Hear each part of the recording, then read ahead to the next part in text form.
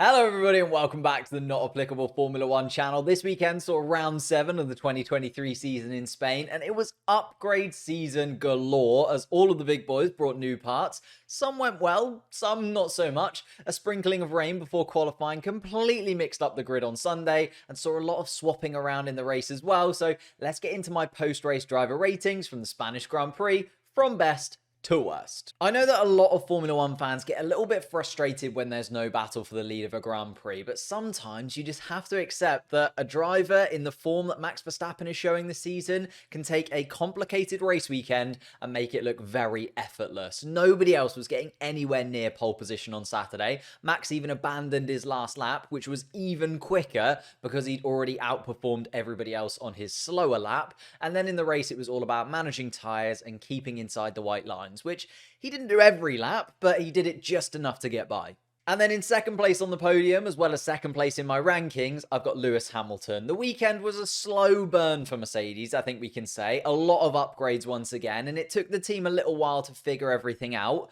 Hamilton wasn't too happy, even in qualifying, but starting in 4th isn't too bad after losing your front wing. But the Mercedes does really come alive on race days, which to be fair is when it counts. He made short work of Norris, Stroll, and Sainz in the opening laps before comfortably finishing second. I feel like Zhou can be a little bit overlooked, and a 9th place finish doesn't sound like much on paper, but I think he deserves his plaudits this weekend, especially considering where his much more experienced teammate finished. He gained 4 places on an excellent first lap, which put him right amongst that midfield battle, and he had to battle every single lap for his points. If Max had a comfortable race, then Zhou's was the complete opposite. He must have been absolutely knackered, and then by the end, he intelligently moved, avoided Tsunoda to get that extra point on the board as well. I was very impressed. It may not have been the podium that he managed in Monaco, but it was best of the rest once again for Esteban Ocon. He was outqualified by his teammate, but started in front of him anyway. Made a great start, which meant he was all the way up in 5th on the first lap. However, he was always going to get overtaken by the likes of Russell, Alonso, Perez, and once they got there, they made short work of him. Overall, though, he managed the race perfectly, and it's another solid points haul. This one might surprise you, especially as he fell backwards in the Ferrari, but I think Carlos Sainz actually got as much possible from his Ferrari this weekend. His home Grand Prix weekend started off with an amazing second place in qualifying. However, the Ferrari car is still just nowhere near it in terms of the race pace. A race that is focused on tyre management is not what they needed, considering the red car completely disintegrates its tyres.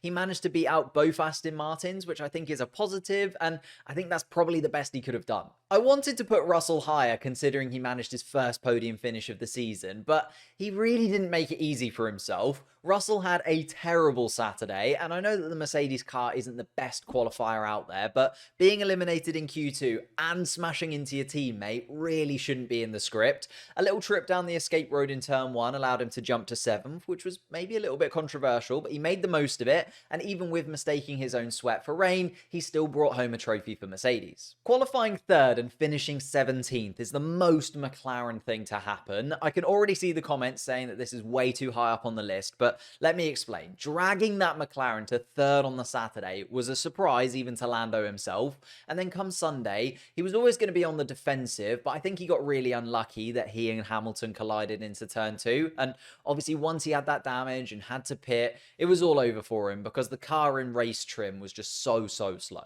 Controversially, I'm going to be quite positive about Lance Stroll this week. I know that it's annoying that he finally had a good weekend again and the Aston car wasn't as dominant as it has been previously, but that's besides the point because he outqualified Alonso for the first time this season.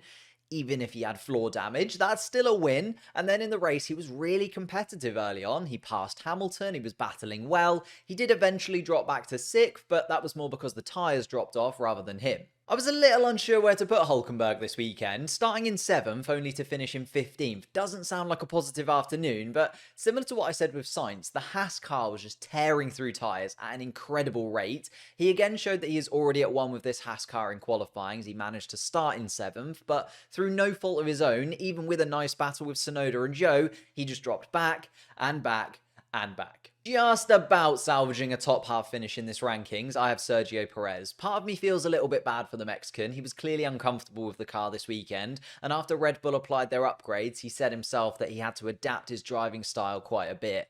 He only just managed Q2 before filling his car with gravel, and then after George Russell disappeared at the start of the Grand Prix, he was never quite close enough to catch him, and fourth was probably the best that he could have done on Sunday. This weekend saw the least competitive Williams package of the season so far, and don't get me wrong, his spin into the gravel at turn 5 didn't help things, but the windy conditions meant that car was completely undrivable at times, and that meant Albon's race was all tyre management and basically praying for something to spice things up, which unfortunately never came. This might be quite low for Gasly, considering he absolutely rocketed around Barcelona in qualifying. He managed to qualify in 4th, but you've probably noticed that the graphic doesn't say 4th. 2 violations, one of which was definitely avoidable, led to 2 grid penalties, and then being in and amongst the pack at the start led to him losing places again and struggling to battle back up to even where he started, and then just luckily at the end he was gifted a point by Tsunoda, who incidentally is next in my rankings, although he should have been so much higher. If he had finished above Joe in the race, he would have definitely been in the podium places of this ranking, but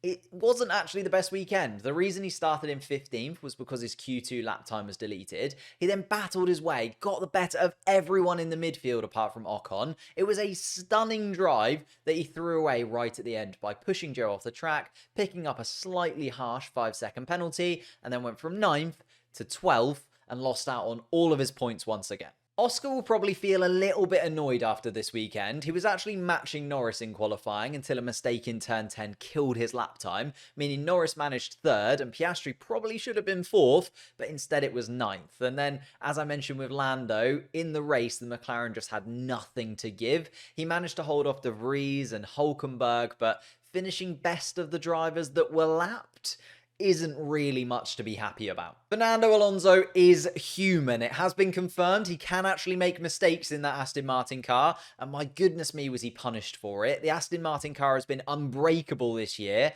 and Alonso finally found its weak point when he rammed himself through the gravel at the final corner in Q1, and then the team tried to tape it together again, but just didn't quite work out, and then in the race as well, he couldn't find his normal rhythm either. He did only make one error, but it was a big enough error to mean that number 33 continues to elude him. I really want to be positive about Nick De Vries because I think he is improving, but he managed to spin the car twice in qualifying, which killed 2 sets of tyres, and when he did make it through to Q2, he was then very compromised. Also, his teammate Yuki Tsunoda was cutting his way through the field, whilst Nick was stuck in traffic for the entire first stint, which left him where he started by the end of the Grand Prix.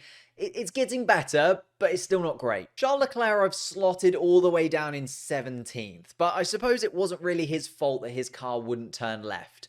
I think this just about summarises Leclerc's season, honestly. A mystery problem that the team still aren't sure about, even though they replaced numerous parts and started from the pit lane, only to have him put in a really good drive and finished just outside the points. 2023 is a year that Leclerc will be haunted by for the rest of his life. Logan losing it in the final corner of FP3 as the rain came in and sailing through the gravel only to smash into the wall really wasn't what the Williams mechanics needed this weekend. The car didn't seem quite ready for qualifying, which led to him starting last, and then the team made extra changes so he started from the pit lane anyway. He actually had alright pace for the first kind of 2/3 of the race, but then I don't know what happened. He completely dropped off a cliff and was more than a second slower than his teammate per lap. Kevin Magnussen is an absolute enigma this season. Like, he has ebbs and flows throughout his career, but this year seems so up and down. He looked solid in practice, and then as soon as it got to the pointy end of the weekend, he was rubbish. And given the fact that he qualified so low and that Haas car just chomps through tyres, he had no hope of improving come race day. Can somebody please explain to me what on earth is happening to Valtteri Bottas this season? Qualifying was terrible because he spun, and then on his last flying lap his tyres lost all temperature, and then even in clean air during the race his overall pace was just rubbish. The team after the race discovered some floor damage that mysteriously appeared on lap 1. However, even with that little bit of damage, it was an incredibly slow and long weekend for the Finn. My favourite moment of the weekend has to be Nico Rosberg, though. He just does not want to be friends with anyone, does he? Whilst working for Sky this weekend on the UK coverage, he called out Mercedes, had a go at Lewis Hamilton, annoyed Christian Horner, and talked smack about Ferrari. Like, I love him being there for his insight, but the sheer confidence of this man, considering he's been out of the sport for nearly a decade, is just absolutely crazy. As always, let me know your driver rankings and your favourite moment in the comments down below. And whilst you're down there, leave a like on the video, subscribe to the channel if you're new, and I'll see you next time.